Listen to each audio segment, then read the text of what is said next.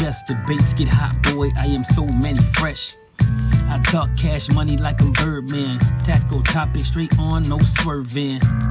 All facts is what I'm serving. No one's better or more deserving than me. I bring the heat like my ME on a whole nother level like I'm Tohani. Proof points helping you visualize using data that's analyzed by eagle eyes. Get your mind right and act like you know. You are now tuned into the real untouchable podcast.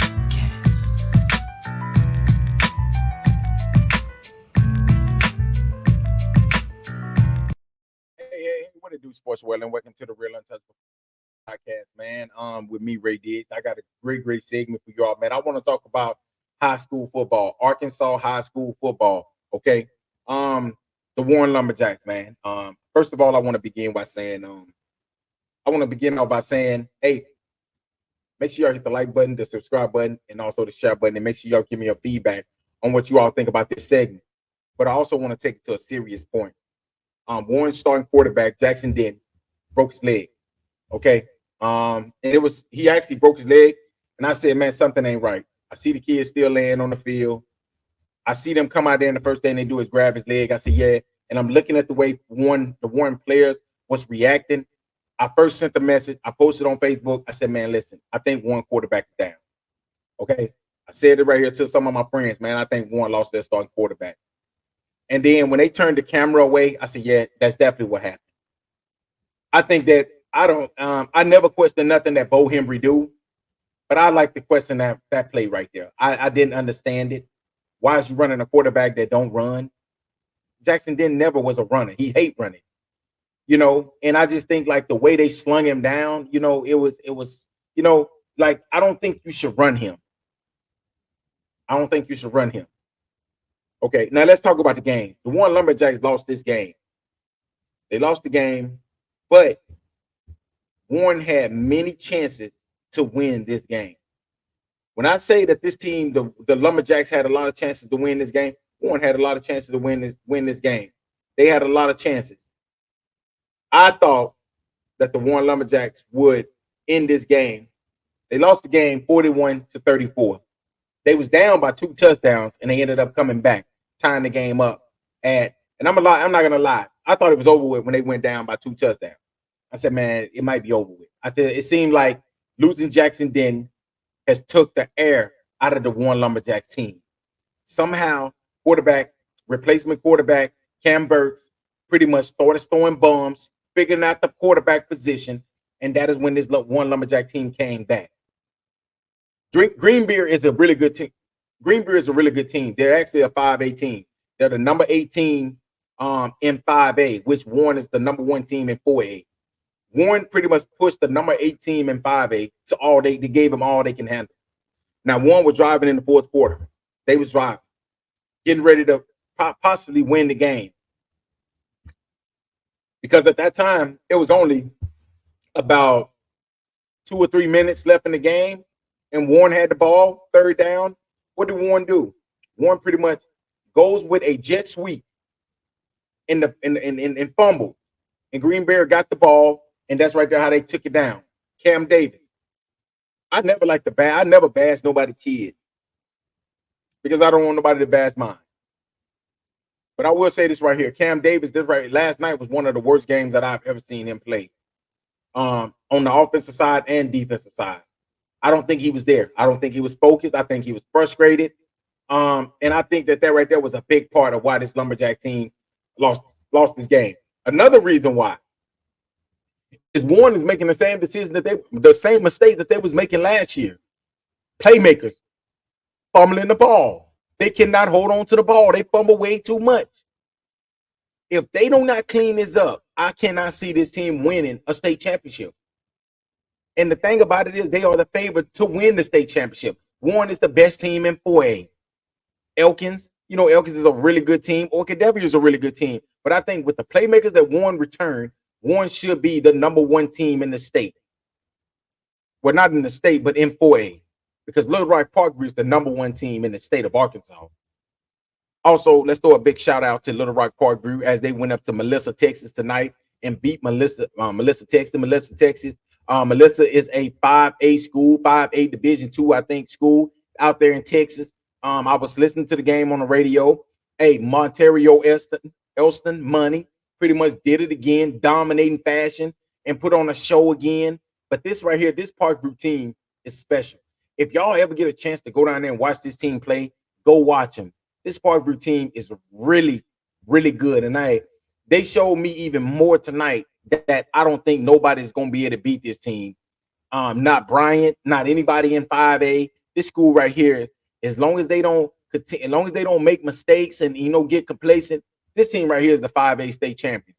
But yeah, let's go back to the Warren Lumberjacks. Like I said, their playmakers are still making the same mistakes that they was making last year. They was making the same mistakes that they made against Rivercrest, and that's why they didn't beat Rivercrest.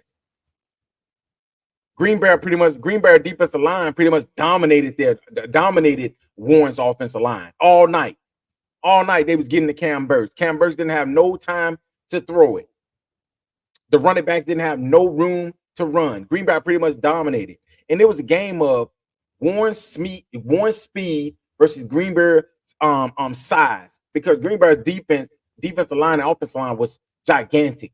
Greenbrier had a hell of a running back. Running back ran all over Warren.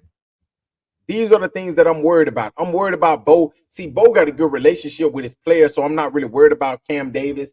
They're going back and forth, I guess, on the sideline or whatever. But I'm not worried about that because I know how Bo got. Bo got it. He got the relationship with his players. But what I am worried about is I'm worried about Cam Davis continue to play like this. I'm worried about Cam Davis continue to, get burned on the defensive side. The wide receiver saw that he wasn't set, so that's why they threw it to him. And that's right there what ultimately decided the game. But I'm going to say this right here. Antonio Jordan might be the best player. He's definitely a top 5 player in the state of Arkansas. I don't know who the hell is rating these players, but they got Antonio Jordan as a 2-star prospect. It ain't no way that this kid right here ain't at least a 3 or 4-star prospect. This dude is unstoppable. And it was pissing me off that Warren was not giving him the ball more, because you got a dude out here that's going to get the ball and that can do anything with it. That can do whatever you need him to do with it. And they act like they didn't even want to throw him the ball. You got people dropping long bombs. Cam Burks, he put the ball on the money one time for a long touchdown. Drop it. They dropping passes, running the wrong routes, fumbling.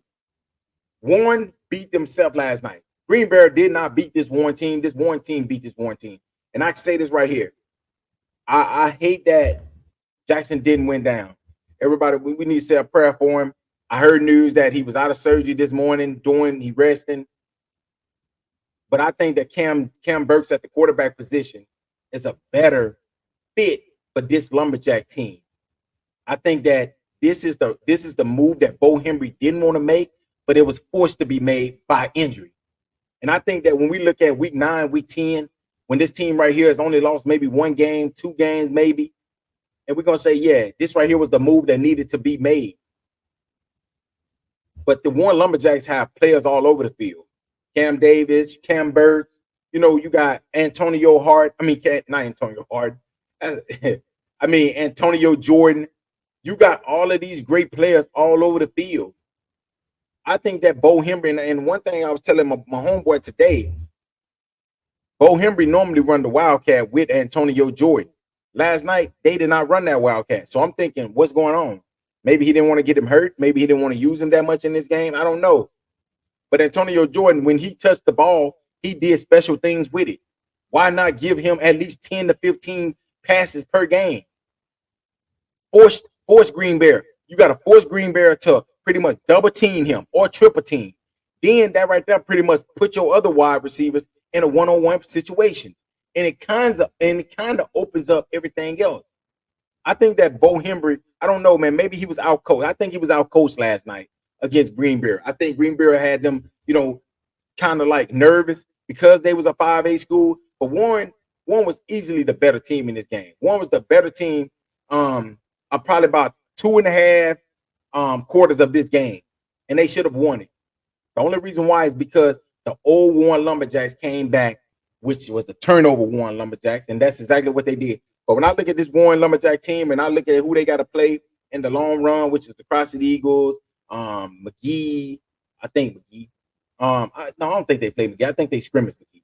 But Warren, they play against CrossFit, Hamburg, and the rest of DeWitt and those guys. Listen, this Warren Lumberjack team might not lose no more games.